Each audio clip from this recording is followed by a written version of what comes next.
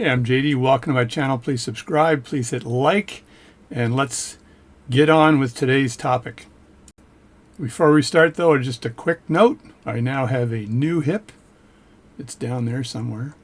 And it works. And I'm able to sit at my desk for a very short period of time here. I'm doing this video, but within likely a week, I'll be able to get at the bench, and I have a number of pocket watches that are lined up for me to repair and service. So we'll get to that next week, but this week I wanted to cover a very special topic. So I was sitting down having my coffee this morning. I thought, okay, what question do I get the most of, from other watchmakers or from people that are interested in the watchmaking world? And the biggest question is kind of, what do hobbyist watchmakers want to work on? I'm a member of the Ottawa Watch and Clock Society, and that group typically works on clocks. So this is a clock here that I'm showing here. This is a vintage carriage clock, and the parts are much larger.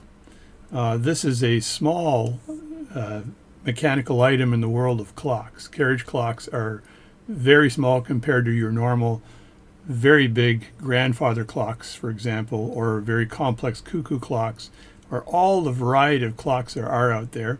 So this is a clock. This kind of borders on being a giant pocket watch only because the platform balance on the very top is an atypical of what you'd find in a pocket watch, and maybe a smaller version within the pocket watch, but this is a platform balance. It's more close to a pocket watch than a clock, which typically would have these large chained tick-tock devices. I'm gonna look these things up so I don't sound so stupid. I'm not a clock guy, but this is small, more like a big giant pocket watch. Then we have our pocket watch here. This is not wound. Let me just put a little bit of a wind on this. This is a railroad grade pocket watch, much smaller in nature, and this is a salesman case here, so you can see through the back of it. And if you look at the balance on the pocket watch and the balance on the carriage clock, you'll see that they're almost the same size, and very interesting. So very popular from, I'll say, 1850 to 1945. Say that those are the ages of pocket watches, sort of from the 1850s to 1945 in America. And I think the pocket watches go way back in the UK to the mid to late 1600s. So they go way back for a pocket watch, but they were like not really pocket. They were huge.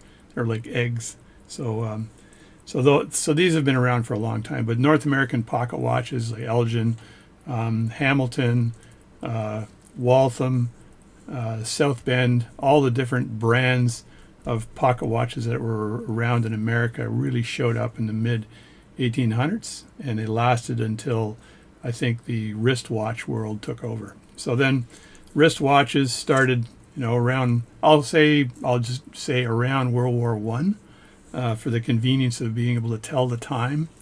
And this is a wristwatch. I think it's a Ryoko wristwatch. Let me look at that. That would be from Japan maybe. And with a date setting button on it. See how that Wednesday, that's pretty cool actually. And there's the date, and then you would wind it. I think this is an automatic, and various versions of these watches. Yeah, there, I'm winding it right now to see if I can get this thing going. And this is a watch. So this is a wristwatch. There we go. It's one of my many wristwatches I have. So you get this thing going. Yeah, there we go. So there it is. And a wristwatch, what does this say? RICOH, something like that. I'm going to get this out of the way so you can see what it looks like. So these are very popular, still worn today. And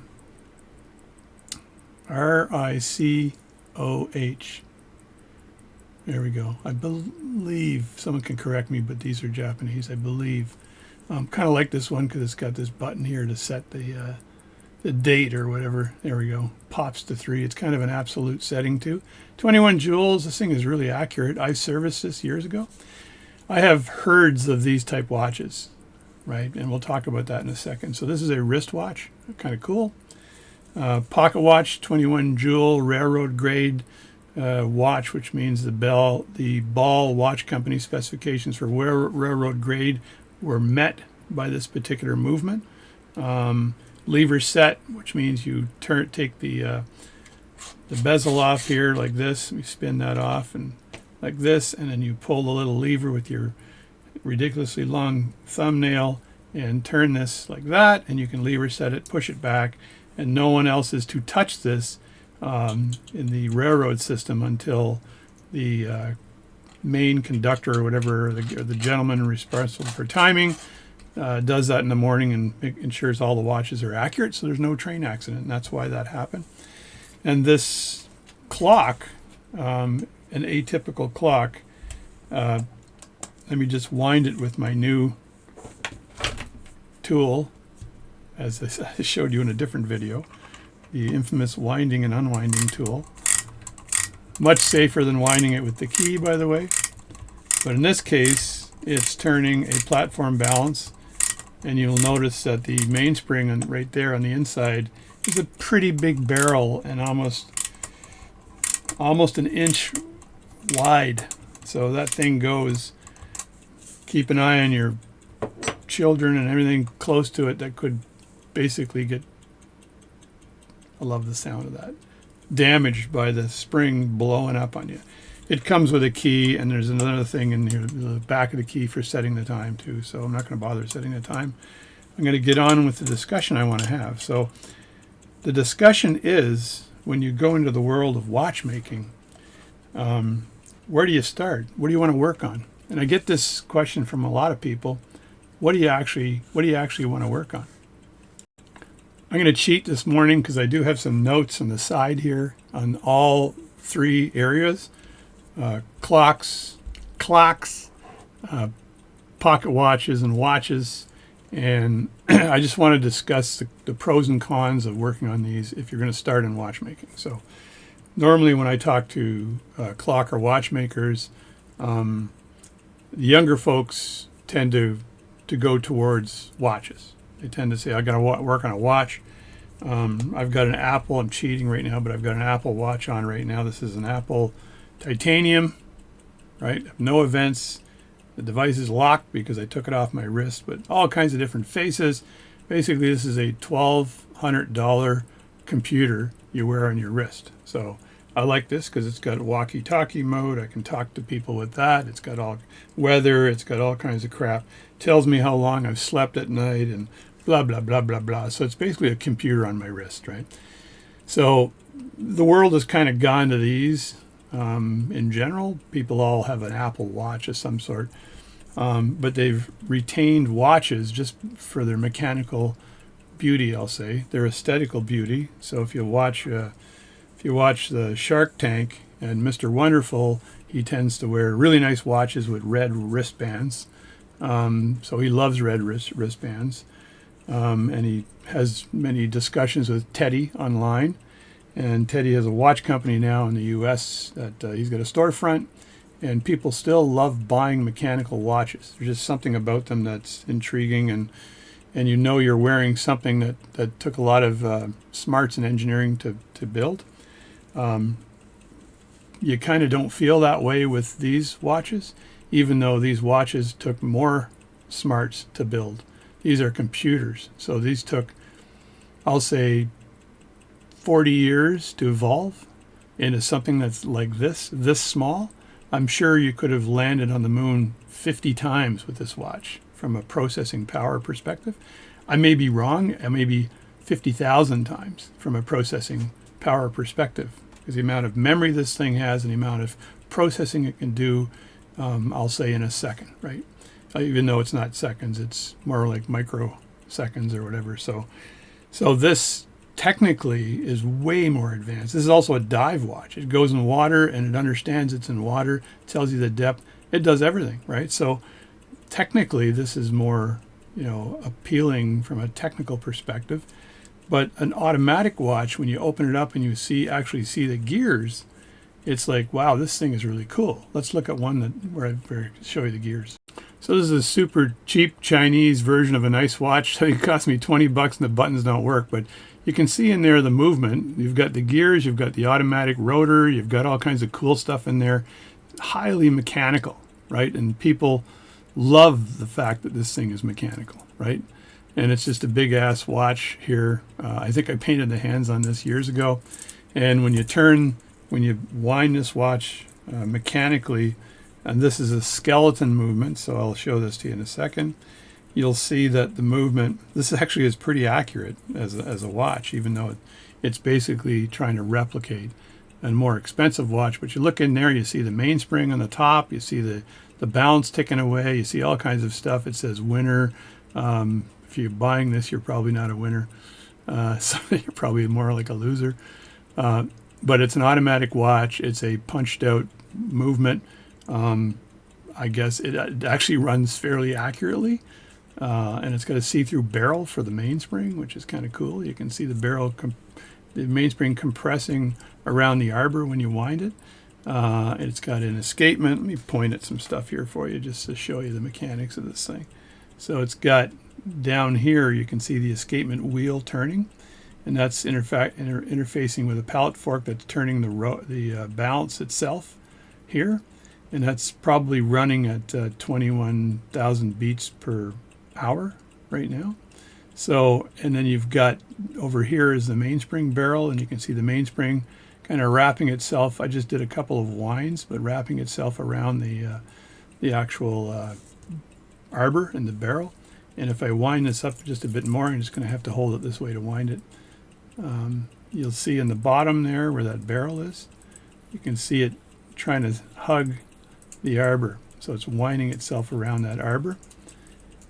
And it'll get tighter and tighter and tighter as I do this until it's completely wound around the arbor, and then it'll slip because there's grease to prevent it from breaking. So that's just pretty cool, mechanical.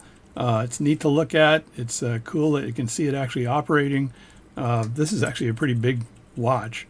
Again, it cost me like 20 bucks, and I got it on a pretty cheap bracelet, but it works. Everything's fine. And I bought this a long time ago just to try to paint hands and fart around with it. I got this many years ago. So I wore it for a while, and people look at it and go, "Yeah, that's pretty cool. How much did that cost you?" It's like, "Oh yeah, this is like 10 grand. 10 grand, not 10,000 lira maybe, which was at what, 10 bucks? I think that's what 10,000 lira was. So watches, the younger folks I find are attracted to working on watches. So let me open my thingamajobby doohickey up again and look at my notes. So the benefits, I think, working on watches, they're very popular. You can get them anywhere. You can buy them at the drugstore. You can pick up a watch anywhere. Everybody's got a broken watch in their drawer. So you can ask your friends, "Hey, do you got a watch I can work on?" They go, yeah, I got a watch I can work on. So they're fairly easy to attain. You can buy them really cheap. I once bought 50 Russian watches just to disassemble and reassemble and to reuse the jewels on them. So very easy to work on, very easy to learn on.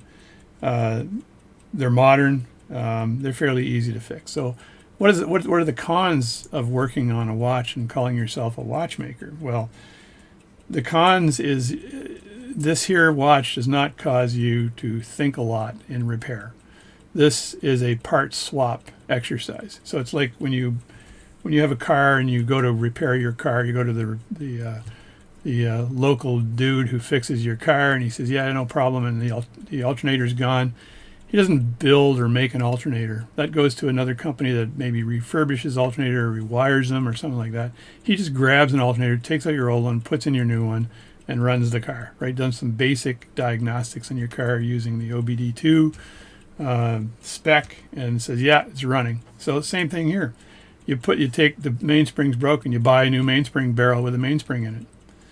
Maybe you're smart enough to actually take the barrel and buy a mainspring and then install the mainspring into the barrel, which requires one tool. That's great. If the hairspring is gone on these things, very difficult to repair a hairspring. I've done it, and I've shown I got a video online on repairing a hairspring for a vintage watch that I couldn't get a hairspring for. But normally you just swap out the hairspring. You wouldn't bother if you had a Seiko, for example. You'd just buy a Seiko hairspring for whatever movement you've got in there, 7S26 movement hairspring. Buy one. So you're doing part swapping on this thing, right? You're not effectively, you still have to disassemble it properly. If it's a chronograph, it's very complex. There may be up to 200, 250 parts. You're taking them all out, you're organizing them, you're cleaning them, you're putting them all back together, you're oiling them at the right location, you're putting the watch together, and you're regulating the watch, but you're not making anything. You don't have a shop that requires you to have a watchmaker's lathe, for example, to actually create a part. So the challenge is not there with watches. Most friends I have, where I fix their watch, it's basically dirty and needs cleaning, and I reassemble it. There's usually not a significant issue with their watch. It's that. And in a lot of cases, I fixed a Seiko watch recently that just wasn't worth trying to repair the old movement. So I actually put in a movement that had hacking on the movement, so it allowed me to pull it out and stop it. And it was I just put in an NH35 or 36 movement in and swapped it out. And he's got a brand new watch now. It looks exactly the same as his old watch, but his old movement was crap, non-repairable. But now his new watch works extremely well, which is an NH35 movement, which you can buy online. So so I did that.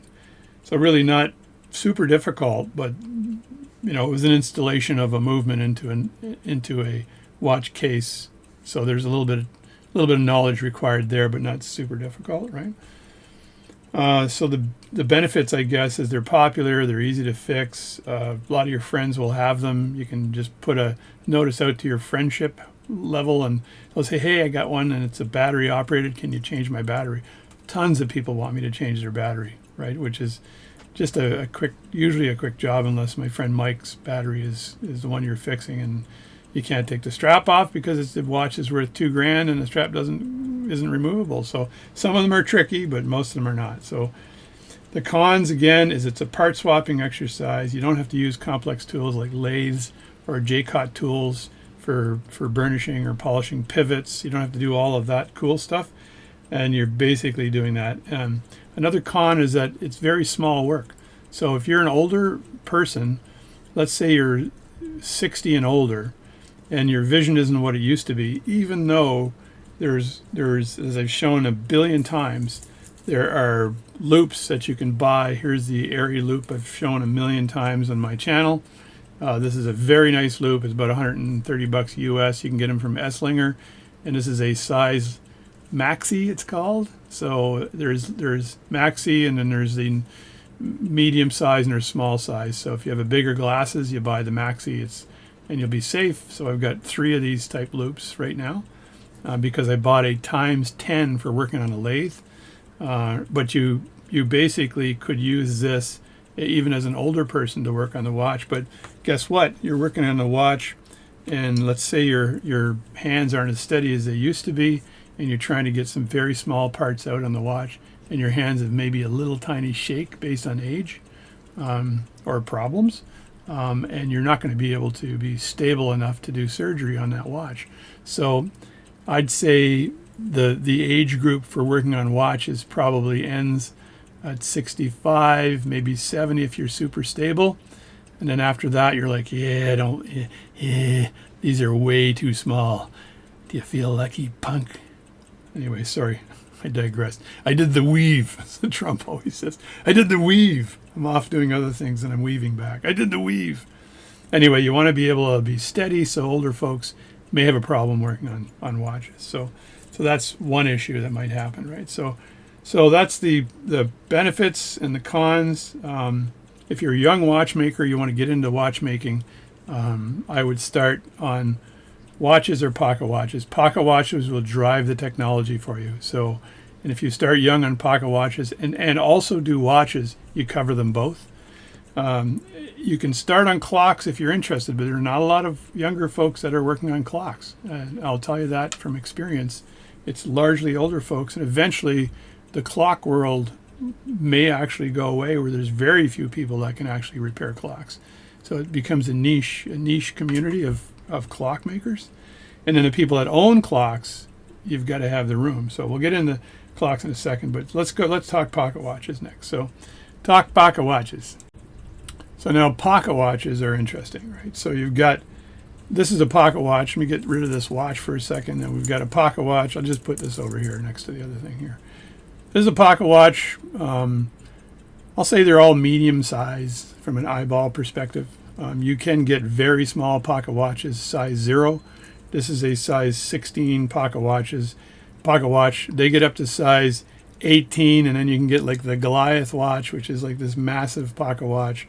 There are ones that are just odd that are outside the normal sizing of a pocket watch. But 18 is your normal large size pocket watches. This is a size 16 pocket watch. This would not be considered a banker's watch. A banker's watch would be a size 12, which would be thinner, able to fit in your pocket. Or a nurse's, back in the day when there were no male nurses, only female nurses, and they used to wear pocket watches. They clipped them to their lapel or whatever down here on their pocket, and they'd hang them down upside down, be able to look at the pocket watch, take your pulse, and all that. So those were size 6 watches usually. So those were around, again, from the mid-1800s in North America. In Europe, a lot longer than that, but from say 1850 to 1945, somewhere around that, when the pocket watch companies veered away and started making watches.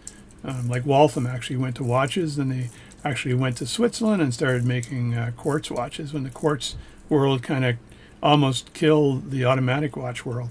So pocket watches. So the value or the benefits I find that from working on pocket watches that they're available. There's tons of them out there. They used to make them in the millions every year. So you can find a pocket watch easily. Go on eBay, buy a pocket watch.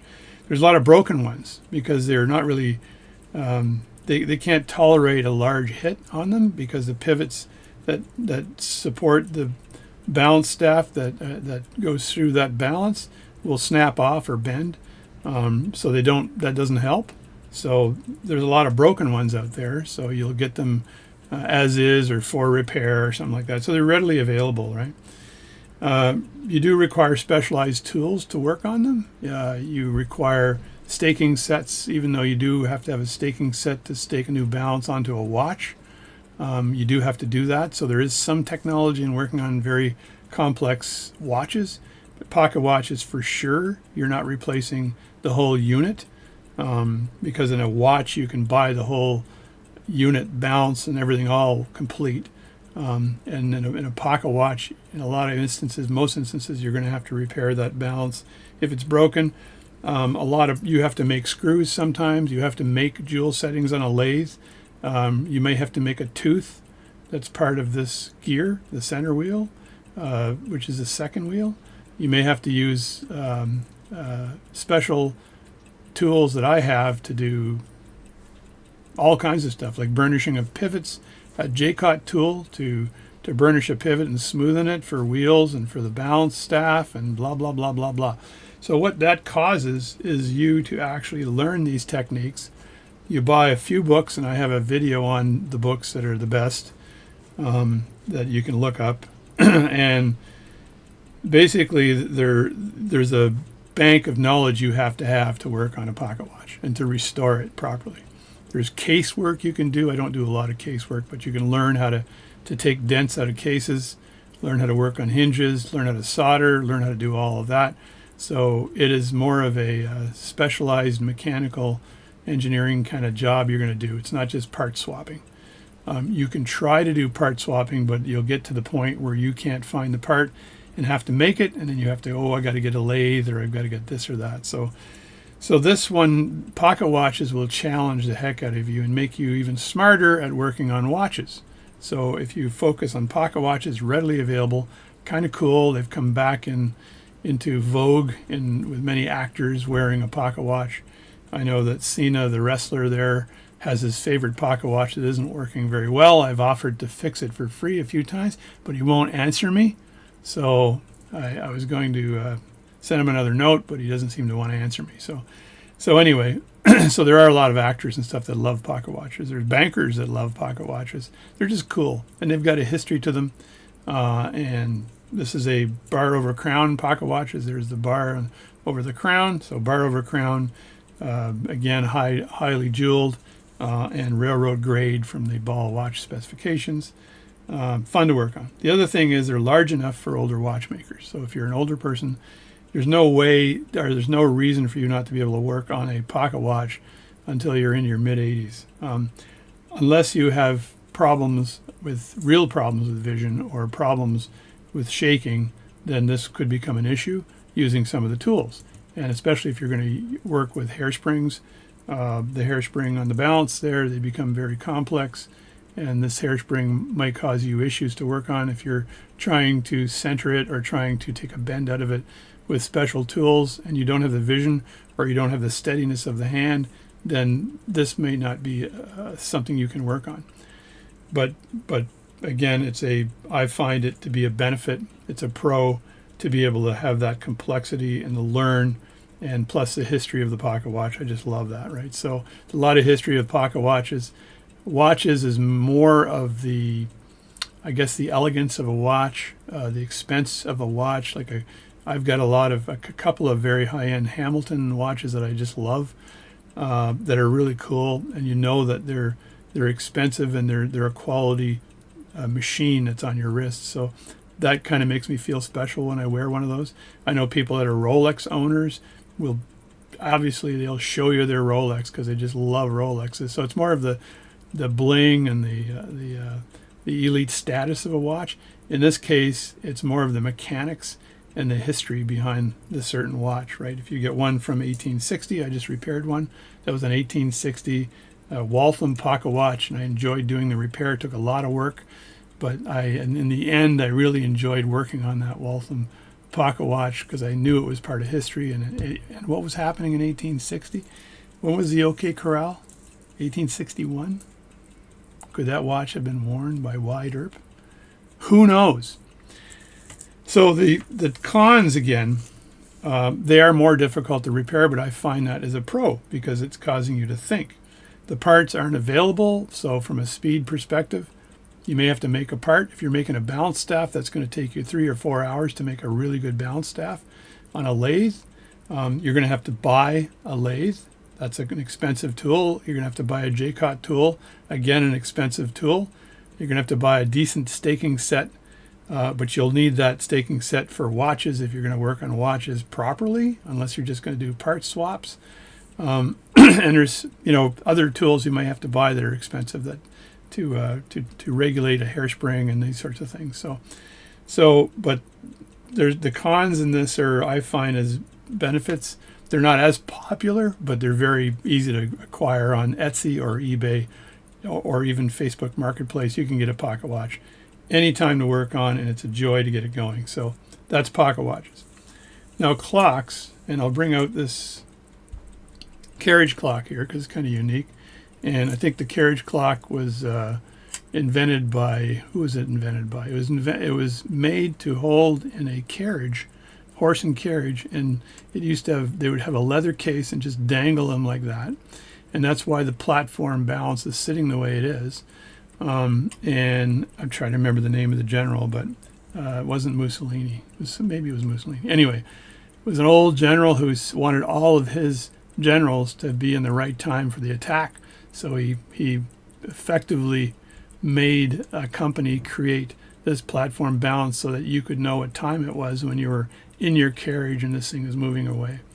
It tolerates shock up and down pretty well. It probably doesn't tolerate sideways shock because the intent is to have it dangling like this, so there's really no shock there involved, right? So that's the carriage clock, all kinds of brands.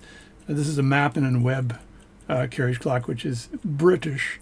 And you have French brands. I've made videos on fixing the platform balance on these in my many videos. And you can see the gears are pretty massive on this stuff. So you need special tools on this. You need what I showed you 2 seconds ago was a letdown tool that Paul gave me. I won't give you first names, but this is a letdown tool, and this allows you to safely let the power off of this so that the spring doesn't snap your finger off, right? So letdown tool. So, but in the clock world, I'll say the benefits of clock world, the clock working on clocks, is they're very large, right? So if you've got vision issues, or you've got shaky hand problems, or you're just afraid to work on small stuff, then a clock is a good thing to work on.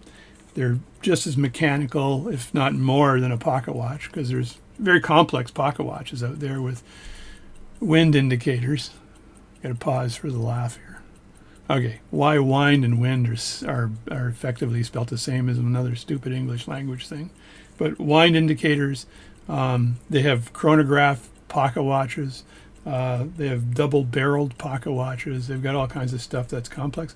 But if you look at a clock and the complexity of a clock, and even though you can find ringing mechanisms in watches and pocket watches, they're not as common, but a clock is, with the pendulum, that was the dangly thing I talked about earlier, the pendulums and the basic escapement of the clock, very complex, the way the clocks actually work that are not this is like a giant pocket watch. I just don't have a clock to show you right now.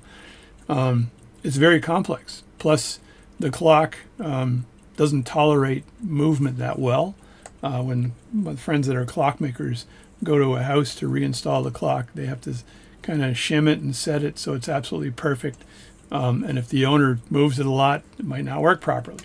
So then there's repair processes in clocks. So you need to have the right tools to do the repair. Let me give you an example here.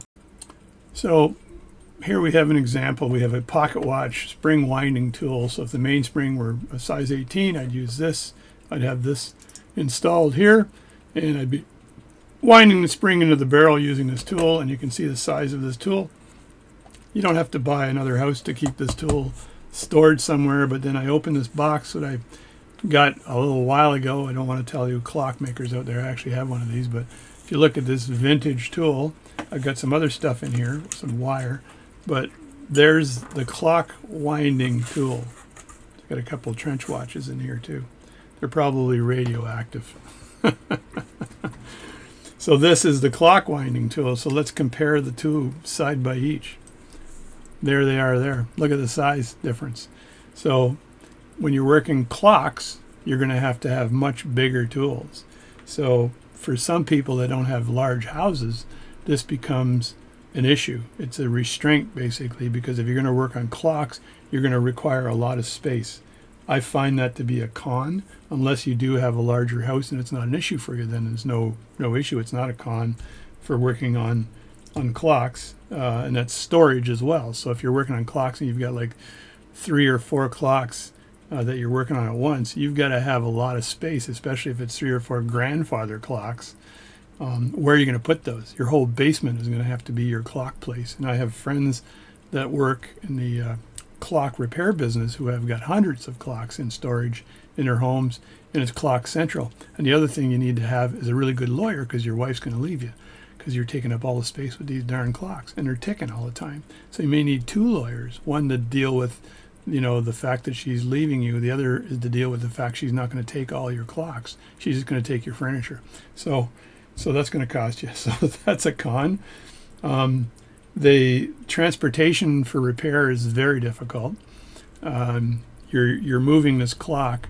You may have to disassemble it to some degree to a new location, and you're going to have to reassemble it to actually, or repair it, reassemble it, test it, move it back to the house it came from, and then test it in situ, in place, make sure it runs, and then you leave, and then in the Maritimes we call him Buddy, right? So, and then Buddy takes it, moves it, and calls you and says it's not working anymore because of whatever. It's running fast, running slow, but he moved it ever so slightly, which could cause it to not work anymore. I've heard stories about the chime not sounding right. It went, instead of going bong, it went bong. And the guy that owns it has heard the bong his whole life, and now he hears a bing or a boom bong or something, and thinks, shit, what happened to my clock? So, and it may be a simple problem, right? So that's an issue, the actual transportation of the clock. Now, what else do I have here? So con might be that, like I said, the cost of the tools here might be pretty restrictive for most people. This is probably not a cheap tool. This is in very good condition, by the way, in case anyone wants to know. And this is for winding up a mainspring. And look at the size of this thing compared to this. Look at that.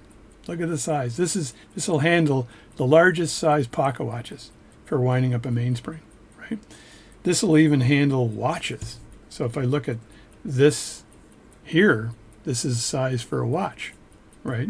Where this was the size for a big pocket watch, size 18, right? So it can still handle watches and whatever with this spring winder, right? So, and I do have another set for watches of professional Swiss-made Bergion spring winders, which are really nice actually, and they're hand wound and they're all small and everything and whatever. But in the clock world, you're going to need one of these. You're also going to need to replace bushings on clocks. Those little round bushings that the pivots go into for a wheel. And if you look at the back of this clock here, you'll see that, I can show you a bushing. So you just look back here and see if I can get this less reflection here. Right there is a pivot going through, and in a clock that would have a bushing inside, right? And there would be a bushing up here. So you're in the world of bushings. I don't count the carriage clocks to be clocks, even though they're clocks. They're just basically big-ass pocket watches. So you're going to need something to deal with bushing, and bushing tools may not be cheap. You're going to have to work on lathes.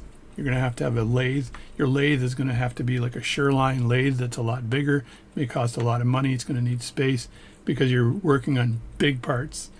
Everything is big. There is the value.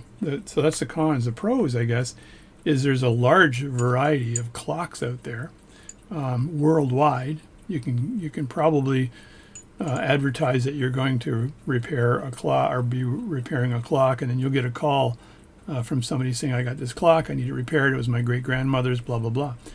The value of clocks has gone way down. I can buy a grandfather clock online for $300, which is crazy because they're so beautiful. So you're going to get those folks that actually this clock means something to them, right? It came up through their family. When they were a kid, it was in their living room. They grew up with this clock, so it means something. So, but they're out there, so you can work on the clocks. It takes a lot of knowledge to work on a clock. I have weekly discussions with the folks in the clock and watch collecting world here, and we have a weekly call, and I hear all of the things they talk about. I have similar, I guess, discussions with pocket watches and watches, but they start talking about all kinds of metal work and soldering that they need to do because of big parts and specialty things they do for clocks. They work on the clock faces a lot, although you can work on a pocket watch face and a watch face, but it's complex, which means it's enjoyable. If you're a learner, if you basically are a technical person, you love knowledge, then the clock world, given that you've got the space in your home, can be very rewarding that way. So it's a very rewarding thing, and I can feel it from the people that work on clocks. They all just love it. You can get into cuckoo clocks, which are highly mechanical, and you really need to know your stuff to repair a cuckoo clock. So you're repairing things, you're making stuff. There are a couple of companies like Perrin in Canada or Esslinger in the US, and there's other clock companies where you can buy parts and buy springs and mainsprings and all that stuff. So, but you need the tools. It's going to be expensive. So there's a lot of pros. There's history of a clock. We have the gentleman who's the clockmaker for the Queen, or for not the Queen anymore, but for the royal family, who's got hundreds of clocks that he and his team of 3 others are responsible for. They're responsible for the ones that are actually operating, to wind them and clean them and everything else, and the ones that are in storage. And I think here in Ottawa, the Museum of Science and Technology has got, I think, like 1,000 clocks in the back. They're not sure what to do with because they want to be able to present this stuff, but how many people are going to walk through and go, oh, look at that, a clock. So the pros, I guess, are the technology, again, just like pocket watches here. The cons are space. Everything is bigger. Everything needs more space to work on. For me, one of the cons for me was the danger in the mainsprings. That scared the crap out of me. As you can see from my gross fingernails, I'm a guitar player. This is my plucking hand. This is my playing hand. fingering hand. So I worry about damage to my fingers if a mainspring were to snap and it were to damage my finger. So I worry about that. That's why I will not work on a clock and with big, large clock barrels that wind, right? Don't like that. It scares the crap out of me. So, so the cons would be storage, the cost of tools, and the techniques maybe are a bit different and more. I guess there's more time involved in learning how to do bushings and stuff like that. Even though the clock guys tell me that no, it's just as easy. So the clock folks in our area are older people usually. There are a few younger folks that are like, I'll say 45 and older that are working on clocks, but mainly the folks that work on clocks are older. A little joke someone told me once years ago. I'm a member of a golf course up here, and they said to me, I asked them, what's the average age of the golfers here at this golf course? And the guy said, dead, which I thought was really funny. So that's not the average age of a clockmaker, but there are a lot of guys that are long in the tooth in the 70s for sure that are fixing clocks. It's not as attractive these days, so there's less people doing it. And again, even in pocket watch repair, I find there's maybe more that are from 35 or 40 and up that are doing pocket watches. I have some friends online. Shout out to Sonny out there who works on this, and shout out to Chris who works on these. I won't give you last names, but no, Sonny Morehouse. I'll give you his name. Sonny Morehouse. He runs the Amateur Watch Society on Facebook. Join it. It's a pocket watch group, so it's an Amateur Pocket Watch Society, I think, on Facebook. So Sonny Morehouse, a shout out to Sonny, pretty cool dude. He works on pocket watches. He has some recent interest in carriage clocks. God bless you, Sonny.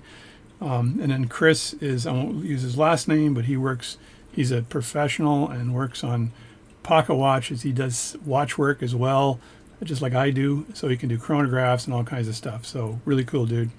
So Chris and Sonny, I guess, are my biggest relations. And there's other folks out there that Mike, who works on watches, or pocket watches and watches. He started a few years back, but he's very good as well. And who else do I have out there that I'm going to piss off by not mentioning them? So I'll end it there. So really, I'll say watches. I'll give you a generational thing. You heard the benefits of watches and everything else. I still do watch work. I still love watches. I don't particularly like working on watches. I'd rather not work on watches, but I tend to get people sending me small, really small ladies' watches. I have very steady hands, and my vision is pretty good. So I can do watch work, and I do watch work largely for friends, even though I've got acquaintances that I've done pocket watch work for who will call me up and say, hey, I got this lady's vintage Waltham, or I've done 4 Rolexes now that scare me because if you slip your screwdriver, maybe you screw up some gold on the Rolex. I've done 4 Rolexes now. And one of them was an Alpine or something. It was a really good Rolex from the 50s. And I got them all running. So I enjoyed that only because they were special watches. So this is younger people, I think. This is middle-aged to older people. I consider myself to not be an old person, but I am 65. I know I only look 64, but I'm 65, baby. So, but I still go to the weight room. And I got a new hip, which is all old people have new hips. So pocket watches are my baby. Love working on them. Got a bunch of them. I've got a whole bunch in the queue. And I just love the world. Even the hands I have to find, and I have to size the hands. I have to do all kinds of crazy stuff to make a pocket watch work. Clocks, it's a niche thing, I think. If you want to join a watch or clock society, there's lots of work you can do on clocks. You just have to make sure you have the space. I think the space for me is the deterrent for clocks. Other than that, I love the look of a clock. An old. It reminds me of the Ghost and Mr. Chicken. So you go into an old house and you see that old clock and it's going tick tock tick, scaring the crap out of you. And then at midnight, bong bong. Now I have a sessions clock downstairs that my wife made me not wind the bong spring for the sessions clock because it bonged every hour. My daughter was visiting and with the kids, and she said it woke him up. I liked that bong, but the bong woke her up, so I no longer get to hear the bong. So the clock is bongless, but it has a bing. So it's bing at every half hour, but it can't bong. So it does a bing, but not a bong. So it's like when Trump was going bing, bing, bing, bing, bing, bing. That's my clock. So it's not bong, bong, bong, bong, bong, bong. And he was talking about the weave. So anyway, so anyway, God, let's end this stupid election. So so there you go. So that's my suggestions. If if you're new into this, I'd say dive into pocket watches. The size is right, the availability is right. It'll force you to buy some tools early on. It'll force you to get better at these tools. It took me, I think, 4 or 5 years working on pocket watches before I decided I needed to buy a lathe and start making balance staffs, because balance staffs were available to procure for most North American labeled pocket watches, like Waltham, Elgin, Hamilton, South Bend pocket watches, for example, Hampton pocket watches. I can buy a balance staff as new old stock, NOS, for those pocket watches. So I was staking those in, and then I got to some balance staffs I couldn't buy. I said, well, what am I going to do? I got to make it. I dove into the world of lathes. Now I can do pretty much anything on a lathe, right? So I'd say go into pocket watches, and then as a side, fix watches for friends. You can start that way. So if a friend has a watch that's not working and they really don't care much about it, they just want it to work again, and you say, if I can't get it working, are you going to be mad at me? And they go, nope. You can likely charge them because they want the thing to work again. You spend a lot of time on it, so charge them. But if it's not working, don't charge them. If you fart around with it for 2 days and it doesn't work, you don't get paid. That's usually what happens. So it's not that kind of service, and you're doing it for a friend, and the friend's just helping you by allowing you to repair this. So they're giving you a not so important one. If they give you an important one, then you've got to have the skills. So you've got to have 5 years under your belt, or you've really done a lot of work in the first 2 years to know how to repair that. But I'd recommend for someone who's getting into this, who's 30 years old or younger, to start with pocket watches, and then go from pocket watches and do watches on the side. And if you want to start working on clocks, you can start with these carriage clocks, but they're really not clocks. They're just big ass pocket watches. But you can work on a carriage clock, and you can go to like the sessions clocks and these sorts of things that are smaller mantle clocks. So you can start working on mantle clocks only and not get into the big beasts, because the mantle clock is smaller, but you're still going to need, this giant mainspring winder to deal with that, because you ain't going to wind up that 1-inch thick mainspring with that other mainspring, this mainspring winder. It ain't going to go nowhere. So you need one of these babies, big ass brass, size of my hand. There's the size of this thing, and I got massive hands. I can palm a basketball. So that's kind of my advice. Start with pocket watches, and you go either way. You can go to clocks or you can go to watches, but you can do pocket watches, get really competent on it. If you have any questions, ask me. I have made videos on the minimum tools you need. I have made videos on the books required. Go to my channel. I've got it all categorized now. And have a look at it. And if you like my channel, please subscribe. Please hit like. Now recently, because I've hurt my hip, I've sat there and I've put a whole bunch of shorts on there that are funny. And it takes a long time for me to edit them into a 1-minute short that's funny. So I've got everything from Get Smart to Bewitched, I just put up this morning, to the Three Stooges, to Jed Clampett giving wise advice. And they're actually really funny shorts. But it takes me a long time to edit that funny part and find it. So I'm going to keep doing that, because it's a good source of humor, revenue, and a good distraction for me when I can't sit down and work on a clock or a watch, and I still would like to support my channel. So please support my channel. I promise I won't diverse any more than my watch, clock, a little tiny bit of guitar and music, because I am an electric blues guitarist. I've played my whole life. So every now and then I try to pretend I'm good and put a video up, but really there's so many music videos up there. There's nothing in there that I can provide. I'm also the owner of a bunch of Spark amplifiers that are all iPhone or Android controlled modeling amplifiers where you can play the background music. Just love them. And I have the Spark Live, the Spark Mini, the Spark Go, and the, what else do I have? Oh, and the Spark 40. So I've got almost all their brands of Spark that's out there. So almost all. There's 2 more that I don't have. so you may see technical videos on this, and on the programming of them, that sort of thing. But I'll try not to do too much of that and stick with the clock and watch for the large frame videos like this one. And then the smaller ones will be my shorts videos, which I enjoy and laugh at myself. So my wife actually watches them, tells me if they're any good or not. So a lot of funny people out there, especially Johnny Carson. So that's it for today's video. If you have any questions, let me know. If you live in the Ottawa area, you can join the Ottawa Watch and Clock Collectors Society group. If you're outside of Ottawa, you can also join that group. We have monthly meetings. We have weekly calls on Tuesday afternoons where guys get on and they start discussing problems they might have with clocks and watches. You can join that group and join those sessions. It's a really good group with a lot of really cool people. I find there's even a proctologist that's a member, but the guy's a real asshole. So anyway, that's it. That's my last humor. I'm going to cut out here and see you later and have a good week. JD, please subscribe, please hit like, and please comment. I love the comments.